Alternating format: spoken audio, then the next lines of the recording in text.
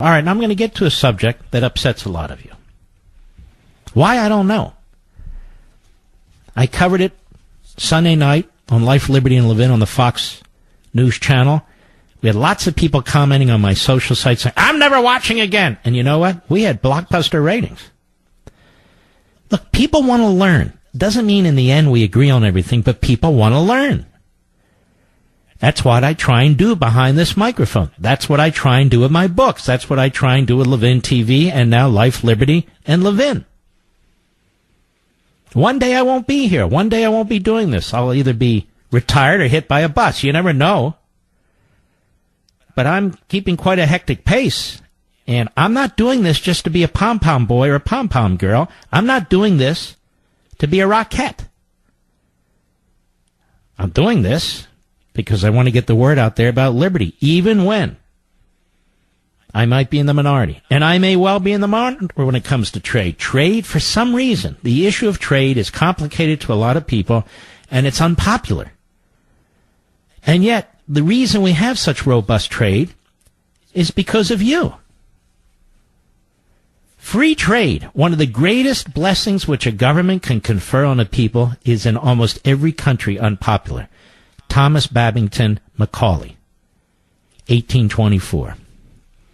In a book by Dr. Douglas Irwin, Free Trade Under Fire. Another book that told you what I do. Some people have other hobbies. You know, they smoke pot, they drink, they do this, I read, and read, and read, and read. And by the way, not just books that I might agree with, but I read all kinds of books on progressivism by progressives. I want to hit a couple of these because the president is pounding away at a private company called Harley-Davidson. I'm starting to think that maybe what we ought to do is set up a special office in the White House where anytime a company wants to invest overseas, or anytime a company wants to increase its prices, or anytime a company wants to lay off somebody, they have to get permission from the White House.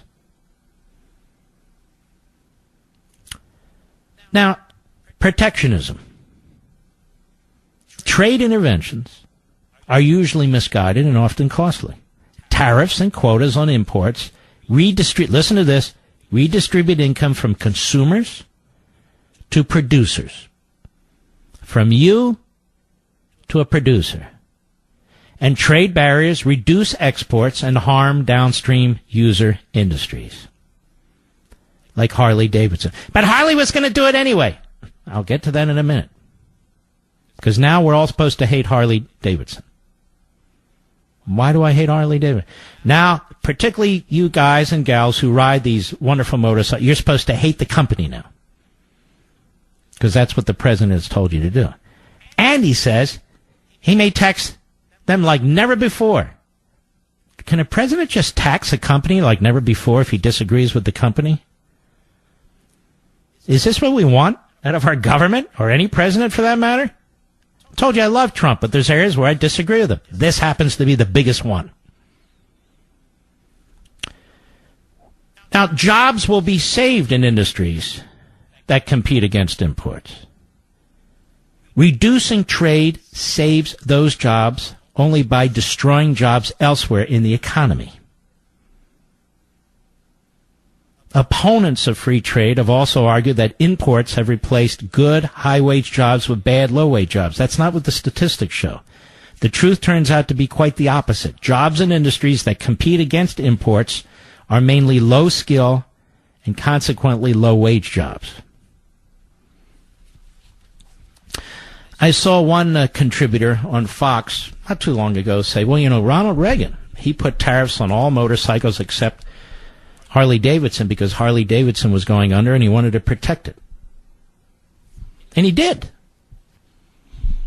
And he did that 2 or 3 times during the course of his presidency. And he was wrong. But the vast majority of the time during the course of his presidency, he was fighting for freer trade. And that same pundit didn't mention that he actually vetoed a bill that came out of Congress that was a heavy tariffs protectionist bill, and he had also given numerous veto warnings to the Democrats in Congress that if they passed such bills, he would veto them. So Trump was not a big protectionist. Reagan was not a big protectionist. He was not a big tariff guy, even though he did it in a relative few instances. In fact, NAFTA was Reagan's idea. Hello, NAFTA was Reagan's idea. And it was an agreement signed by Bill Clinton, but Reagan believed in it so strongly, he even wrote an op-ed, which appeared in the Wall Street Journal supporting it. So let's not pretend Reagan was some big tariff/protectionist. The protectionists, the Republican protectionists, are very schizophrenic about Reagan. On the one hand, they say, hey, look, he was a big tariff guy. On the other hand, they say, forget about Reagan. And yet he created more jobs than any modern president, in fact, than any president in American history. His economy, the explosion of the economy under Reagan, that's the proper way to put it, created almost 25 million jobs through his presidency, through George H.W. Bush's presidency, well into Bill Clinton's presidency. We had never seen an explosion of economic growth like that since the Industrial Revolution. He had the greatest tax cuts in American history. I'm a big fan of President Trump. He says his were, he's wrong. Reagan lowered the top rate from 90% to 27%. 3 rates, just 3. Those are on the individual side, where the president's tax cuts didn't do a whole lot, quite frankly. On the corporate side, the president's tax cuts did a lot. That is President Trump, as did Reagan. Reagan slashed corporate income taxes, but he slashed individual income taxes across the board.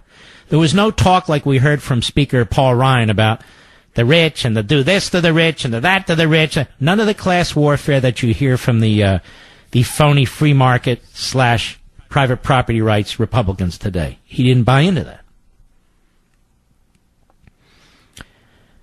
Now, here's what the president said. I can't play it all, but in part, about Harley-Davidson that said, hey, look, we can't really handle this going forward. It's going to cost us $100 million. We're in a shaky position as it is. You got tariffs on steel and aluminum, which cost us a great deal of money. Now the EU, where we're trying to sell and are selling more and more of our motorcycles into Europe. Now they're putting tariffs on us, and the way around it is to expand production overseas. That way we're not hit by either tariff. Now, you understand that the people who run Harley-Davidson have a fiduciary obligation to their investors, which include many middle-class people who own mutual funds or 401ks or IRAs that invest in stocks, which may include Harley-Davidson. They're not in business to go out of business any more than Donald Trump was when he was a builder, or anybody else for that matter. That doesn't serve anybody's purpose. And so they see this coming, and so they say, this is what we're going to have to do. And so the president unloads on them today. Cut 10, go. On trade, there are some people who are saying that your tariff threats threaten to plunge the economy into a recession. Harley-Davidson announced that it's moving a plant to Thailand. You've been very critical about that. Harley-Davidson was going to do that. They announced it earlier this year. So Harley-Davidson is using that as an excuse, and I don't like that because I've been very good to Harley-Davidson. Now stop. See, I don't like this talk.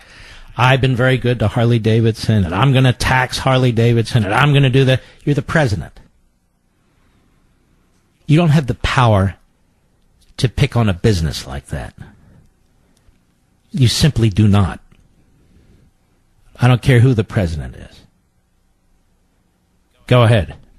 Excuse, and I think the people that ride Harleys are not happy with Harley-Davidson, and I don't know. The people I see riding Harleys are very happy with Harley-Davidson.